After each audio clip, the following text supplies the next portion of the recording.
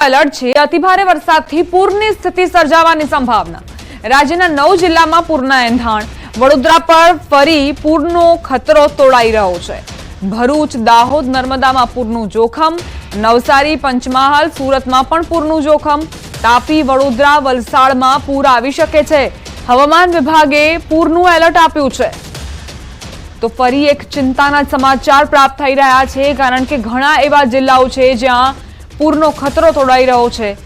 અતિ ભારે વરસાદના કારણે પૂર આવી શકે છે તેવી સંભાવના। 9 જિલ્લા એવા છે જેમાં વડોદરાનો સમાવેશ થાય છે। ભરૂચ, દાહોદ, નર્મદા, નવસારી, પંચમહાલ, સુરત, તાપી, વડોદરા, વલસાડમાં પૂર આવી શકે છે।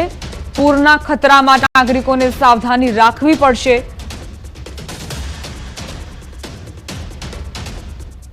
વરસાદને લઈને હવામાન વિભાગની આગાહી। આગામી 5 દિવસ ભારેથી અતિ ભારે વરસાદ પડશે। દક્ષિણ ગુજરાતમાં ભારેથી અતિ ભારે વરસાદની સંભાવના। વલસાડ, દમણ, ડાંગ, સુરત, નવસારીમાં આગાહી। તાપી, ગીર સોમનાથમાં પણ વરસાદ ખાબકશે। 30 થી 40 કિલોમીટરની ઝડપે પવન ફૂંકાશે।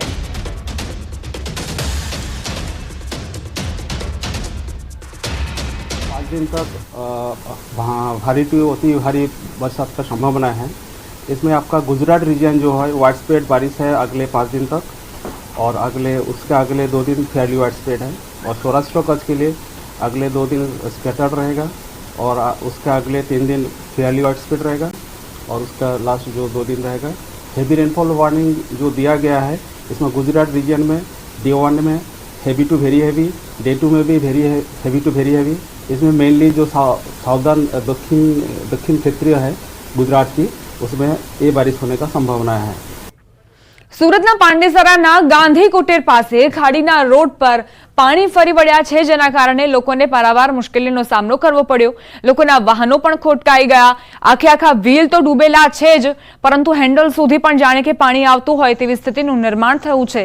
પાંડેસરા ગાંધી કુટીર પાસે કઈ રીતે ખસ્તા હાલ થયા છે રોડ રસ્તાના, તેની તસવીરો જુઓ। આ વાહન ચાલક જેમણે સાહસ કર્યું અને ત્યારબાદ કઈ રીતે મુશ્કેલીનો સામનો તેઓ કરી રહ્યા છે તે આપ જુઓ। આખું જાણે કે વ્હીકલ પાણીની અંદર ડૂબેલું છે, જળ સમાધિ તેણે લઈ લીધી છે, પરંતુ યેન કેન પ્રકારે આ જે ચાલક છે તે અહીંથી પસાર થવા માટે મજબૂર છે। કોઈ તો તેમણે તોડ કરવો પડશે, કોઈ તો ઉકેલ લાવવો પડશે, જેથી આ રસ્તા પરથી તેઓ પસાર થઈ જાય અને પોતાના ઘર સુધી પહોંચી શકે। પાણીમાં વાહન ચાલકો કઈ રીતે ફસાયા છે તે જુઓ। हेडलाइट चालू राखीने आ वाहन चालक અહીંથી પસાર થઈ રહ્યા છે। કમર સુધીના આ પાણી વહી રહ્યા છે અને તેમાંથી વાહન પસાર કરવું મુશ્કેલ। જો થોડું પણ સંતુલન બગડે તો આ વાહન ચાલક અકસ્માતનો ભોગ બને। 2 ઇંચ વરસાદ શું વરસ્યો? સુરતના આવા ખસ્તા હાલ થયા છે। જ્યાં નજર કરો ત્યાં પાણી જ પાણી જોવા મળી રહ્યા છે। રોડ પર પાણી ફરી વળ્યા છે અને આ વાહન ચાલક પસાર થવા મજબૂર છે, કોઈ વિકલ્પ નથી।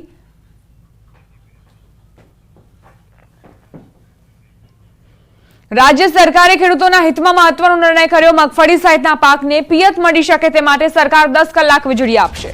સૌરાષ્ટ્ર અને કચ્છ જિલ્લામાં મગફળી અને અન્ય પાકોને બચાવવા ખેતી માટે ખેતીવાડીના દરેક ગ્રુપને 10 કલાક વીજળી અપાશે।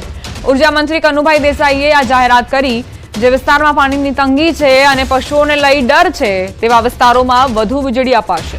મુખ્યમંત્રીને રજૂઆત કરીને જીઆરસી ઓર્ડર લીધો છે।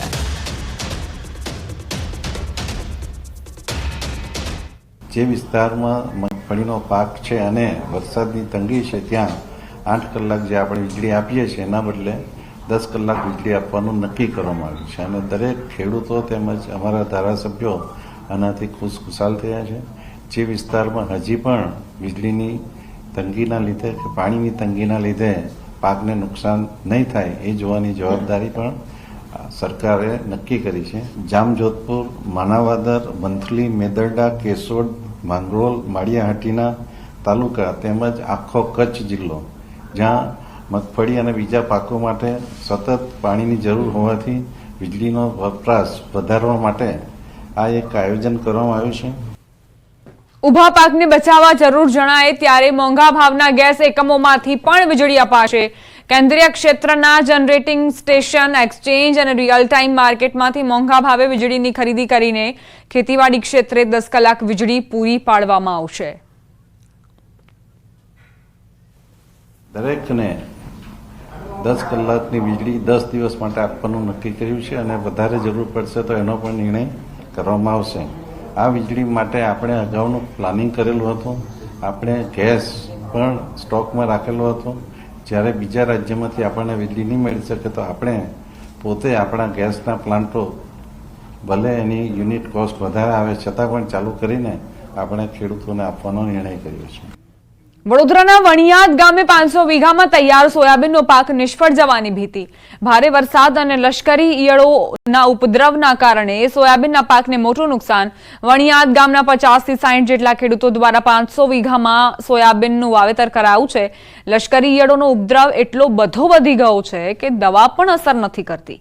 500 વીઘામાં તૈયાર પાક નિષ્ફળ જવાની ભીતિ સર્જાતા ખેડૂતો ચિંતિત બન્યા. રાજ્ય સરકાર દ્વારા નુકસાનીનું સર્વે કરાવી સહાય ચૂકવાય તેવી ખેડૂતોએ માંગ કરી છે. બેરે સોયાબીન ઊભું કર્યું હતું, ત્યારબાદ લશ્કરી ઈયળ પડવાથી તેનો પણ અમે વારંવાર દવા છાંટવાથી તેનો પણ કંટ્રોલ રહ્યો નથી અને સદંતર નિષ્ફળ ગયેલ છે અને સિંગો પણ લાગી નથી. વરસાદ વધારે પડવાથી સોયાબીનને ઘણું નુકસાન થઈ ગયું હતું. ત્યારબાદ અમે જેમ તેમ કરી અને સોયાબીન પાછું ઊભું કર્યું. ત્યારબાદ વરસાદ આવ્યો અને ત્યારબાદ લશ્કરી ઈયળ પણ આવી. આજે સોયાબીનનો પાક તદ્દન ખલાસ થઈ ગયો છે. પંચમહાલના કાલોલના ચલાલી ગામમાં પીવાના પાણીની સમસ્યાના કારણે લોકો પરેશાન. મોટરની ખામીના કારણે છેલ્લા 10 દિવસથી ગામમાં પીવાનું પાણી નથી આવ્યું. મહિલાઓ અને યુવતીઓ પાણીના સંપમાંથી સીધું જ પાણી ભરવા મજબૂર છે. જોખમી રીતે મહિલાઓનો પાણી ભરવાનો વિડીયો પણ સામે આવ્યો. ગ્રામજનોએ પાણી પુરવઠા વિભાગ અને ગામના તલાટીને અનેકવાર રજૂઆત કરી, છતાં સમસ્યાનું નિરાકરણ નથી આવી રહ્યું. કાલોલ તાલુકાનું ચલાલી ગામ છે, છેવાડાનું ગામ છે. ત્યાં 10 દિવસથી પાણી આવતું નહીં. પાણી પુરવઠાથી વાત કરીએ તો એવું કહે છે કે પાણી આવશે પણ અત્યારે 10 દિવસ થઈ ચૂક્યા છે, હજી પણ પાણી આવ્યું નથી. નર્મદા નિગમના સાહેબને અમે ફોન કર્યો તો એવું કહે છે કે મોટર બરી ગઈ છે, મોટર બંધાશે તો પાણી આવશે. અને 2-3 વખત રજૂઆત કરવા છતાં કોઈ નિરાકરણ આવતું નથી. સમાચાર ખેડાથી પ્રાપ્ત થઈ રહ્યા છે. ગોબલજ નજીક નકલી ઈનોનું ગોડાઉન ઝડપાયું. કંપનીની પરવાનગી વગર આ ગોડાઉન ધમધમતું હતું. 3 શખ્સો સામે પોલીસે ફરિયાદ દાખલ કરી છે. 2.29 લાખનો મુદ્દામાલ પોલીસે ઝડપી લીધો. અમદાવાદ અને ખેડા પોલીસે સંયુક્ત ઓપરેશન હાથ ધર્યું હતું અને તે દરમિયાન 2.29 લાખનો મુદ્દામાલ પકડી પાડવામાં આવ્યો છે. 3 શખ્સોની પણ ધરપકડ કરવામાં આવી છે.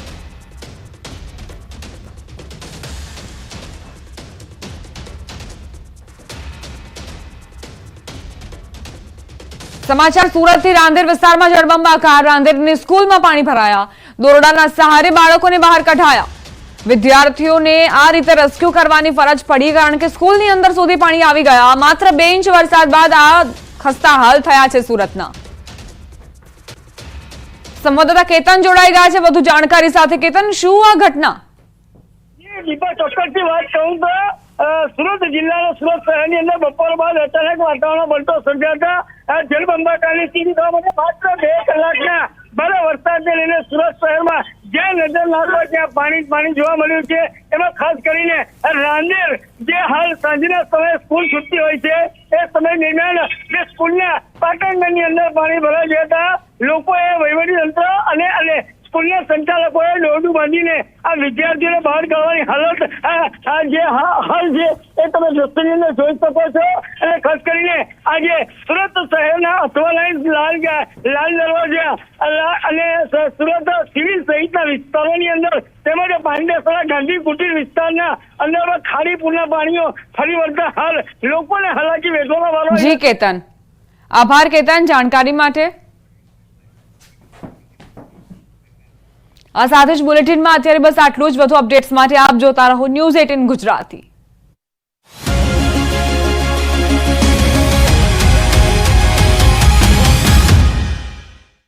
એટલા વધુ લોકો વસવાટ કરે છે છતાં તંત્રને કોઈ પડી નથી. સમસ્યા દૂર કરવામાં ન આવે તો ગાંધી ચિંધ્યા માર્ગે વિરોધની ચીમકી આપી છે. ટીંગાટોળી ઝપાઝપી અને ઘર્ષણના દ્રશ્યો છે ગાંધીનગરના. લાંબા સમય બાદ પણ ફોરેસ્ટ બીટગાર્ડની ભરતી પ્રક્રિયા પૂર્ણ ન થતા ઉમેદવારો રજૂઆત માટે ગાંધીનગર પહોંચ્યા. પથિકાશ્રમ પાસે એકઠા થયેલા ઉમેદવારો તેનો આગળનો કાર્યક્રમ આપે તે પહેલા જ ઉપસ્થિત પોલીસ જવાનોએ ઉમેદવારોને ડિટેન કર્યા. પોલીસે 100 ઉમેદવારોની અટકાયત કરી. પોલીસ વાહનમાં બેસાડી લઈ જવામાં આવ્યા. પોલીસે ડિટેન કરવાનો પ્રયાસ કરતા પોલીસ કર્મીઓ અને ઉમેદવારો વચ્ચે ઘર્ષણના દ્રશ્યો સર્જાયા. પોલીસ ઉમેદવારોને ટીંગાટોળી કરીને લઈ ગઈ હતી. છેલ્લા 2-2.5 વર્ષથી સરકારી નોકરીની રાહમાં રહેલા ઉમેદવારો આજે 2 હાથ જોડીને પોતાની માંગણી સ્વીકારવા સરકારને અપીલ કરી રહ્યા છે. વિભાગમાં મહેકમ મુજબ જે જગ્યા ખાલી પડી છે તે જગ્યાને ચાલુ ભરતીમાં જ સમાવેશ કરવાની માંગ કરી. ગુજરાતમાં વન વિભાગની ભરતી માટેની જાહેરાત કરવામાં આવી હતી, જે બાદ 8 થી 27 ફેબ્રુઆરી 2024 સુધીમાં પરીક્ષા લેવામાં આવી હતી. મહત્વનું છે કે 823 પદ માટે 8 લાખ ઉમેદવારોએ ઉમેદવારી નોંધાવી હતી. 4 લાખ ઉમેદવારોએ પરીક્ષા આપી હતી, જેનું પરિણામ જાહેર થતાં જ ઉમેદવારોમાં રોષ ફાટી નીકળ્યો છે. CBRT નોર્મલાઇઝેશન મેથડના કારણે અન્યાય થયો હોવાનો ઉમેદવારોનો આક્ષેપ છે.